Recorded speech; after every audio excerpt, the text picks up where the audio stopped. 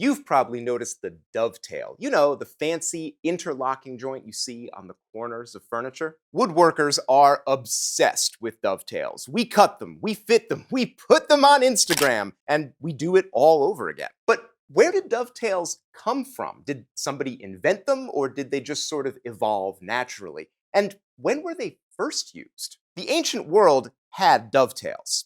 Kind of. A couple of cultures used dovetails in furniture. A few people used the joint in timber framing, and a couple of others used dovetail geometry in stonework or metal, but not in wood. But dovetails like this, joining corners together, this is surprisingly new. If we go all the way back to ancient Egypt, we can find a couple of dovetails. The pharaoh Tutankhamun was buried with dozens of sophisticated boxes, and a few of them were beautifully dovetailed. Yeah, that's a joint we recognize. And the Egyptians used dovetails in a few pieces of fancy furniture, but the idea never really caught on. Over time, Egypt was conquered by Rome. Rome declined and faded away, and Europe reorganized into the medieval period. During the Middle Ages, the dovetail didn't disappear, but it did kind of go underground, popping up here and there when people needed a solution to a specific problem. The Italians used dovetail keys to stabilize wood panels. At the same time, the Chinese were using hidden dovetails to connect legs to aprons in complex pieces of furniture. But in most of Europe, dovetails were uncommon. But not because of skill or technology, because of politics and economics. Yeah, it really was that complicated. My name's Rex, this is The Secret History of Wood, and dovetails were not a thing in the medieval world because of how people lived, like in medieval England. English peasants had few possessions and very little furniture. The only people who owned things were the upper classes, royalty and nobility, and believe it or not, these people moved around a lot. We think of the medieval lord sitting in his castle, but that's the wrong picture. Castles are great if someone's trying to kill you, but they're uncomfortable and you can't make money while you're hiding in a stone fortress. So English nobles owned several estates and would travel between them all the time, just kind of checking in and making sure everyone remembered who the boss was. Possessions were expensive. So every time you moved, you took your clothing, furniture, and tools, packed them up, and took them with you. Most of that stuff got packed in chests and coffers. These were just boxes with a lid and feet. They were made from thick boards nailed together or fancier frame and panel construction, and they came in two sizes: big chests for leaving at home and smaller chests built for travel. These portable chests were heavy enough to hold up, secure enough to keep away thieves, and flexible enough for different uses. If you don't have a lot of furniture, a chest can be a seat, a table, and even a workbench if that's what you need. There were no dovetails in this period because the furniture already worked so well. No one needed anything new until the system broke down and everyone was forced to change. And that change started at the very top of society. In 1603, Queen Elizabeth died with no children, so the crown went to her cousin James, who was already the King of Scotland. Suddenly, England, Ireland, and Scotland all had the same ruler for the first time ever, and James made big things happen. You've heard of the King James Bible and the Jamestown settlement in America? Yeah, they were both this guy. And James reshaped English society. He made court the center of power, so English nobles competed with one another to be close to the king by being at court most of the time. James also sold noble titles, so the very rich could buy their way into the nobility and afford fancier furniture. You see where we're going, right? James's Latin name was Jacob, so we call this the Jacobean period, and it remade the English upper class. Instead of moving between estates, nobles stayed in one place most of the time, and since money could buy status, there was more reason to earn it. This fired up the economy, expanding the merchant class. More people with more money and more stuff had more reason to stay put. And when you have more stuff, you need more places to keep it. You know how it is. This new world needed new furniture. Little travel chests were less useful. People with possessions needed more of those big chests. More junk means bigger trunks. And big chests are great until the thing you need is on the bottom. Then you have to take out all of the stuff on top and restack the whole thing. It's easy to imagine someone saying, the stuff I need is right on the other side of this board. I wish I could just reach through, or maybe have something I could pull out.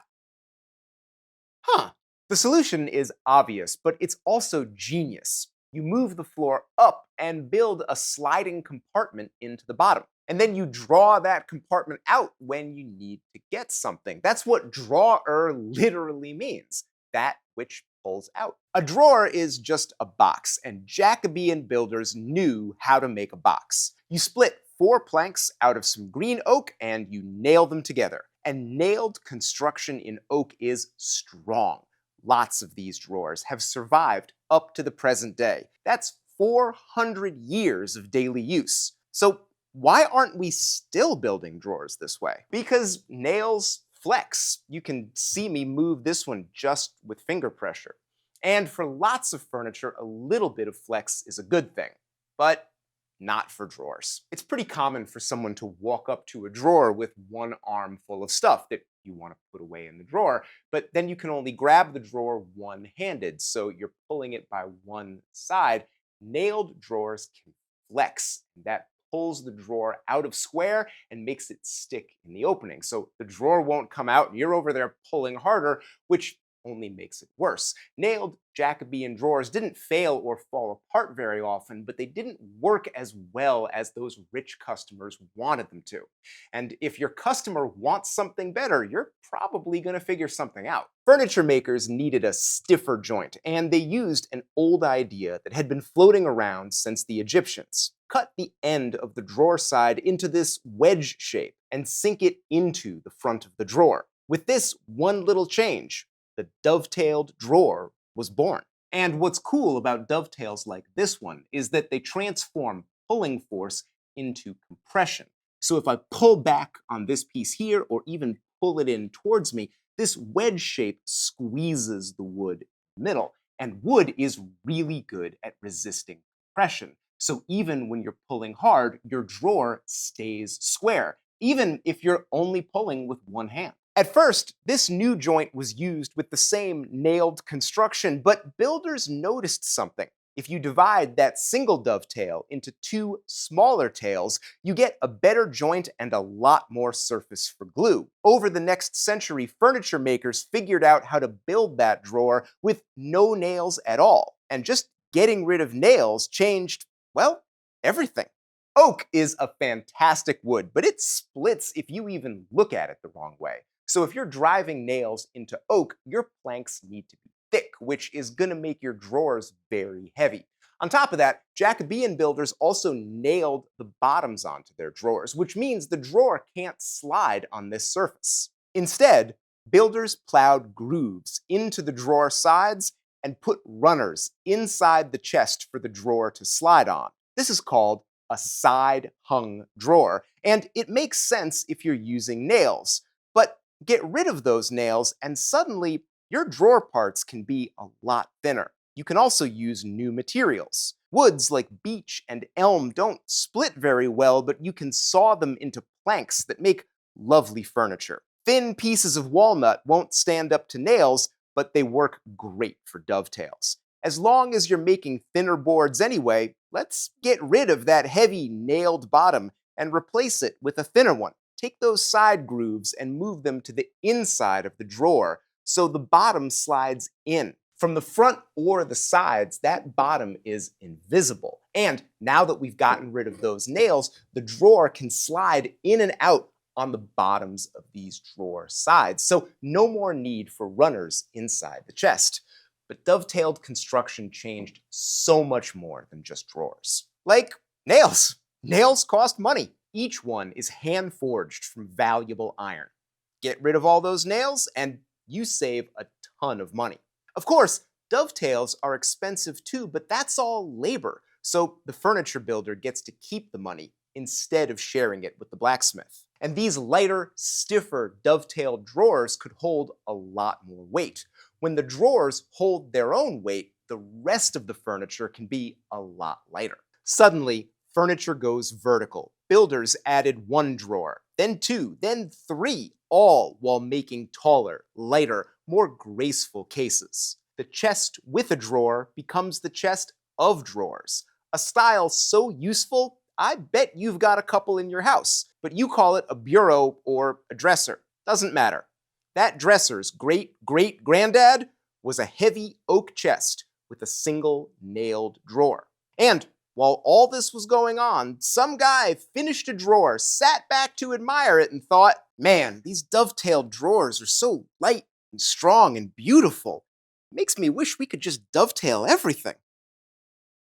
Holy shit, we could just dovetail everything. And they kinda did. Now there were whole pieces of furniture where everything was dovetailed. Not boards nailed together, not panels held in a frame, but where the boards were joined directly using the new dovetail joint. And this is hard to believe, but the shift to dovetailed furniture was so big that it created a whole new profession. The guys who made heavy oak stuff with nailed drawers were called joiners, and the new breed of craftsmen were called cabinet makers. Over the next century, they became a new class of builder. Instead of splitting oak and making paneled furniture, the cabinet maker used dry wood sawn into boards. Where the joiner made heavy furniture with loose tolerances, the cabinet maker did high precision work and added high-class techniques like veneer, inlay, and small, intricate compartments. And if all of this sounds expensive, it was. Cabinet making was an urban profession for rich customers. The old joiner didn't disappear, but simple oak furniture became more for common people, while the cabinet maker focused on the nobility and the rising middle class. And let's pop back to ancient Egypt just for a second, because the Egyptians sort of had cabinet making. A little bit.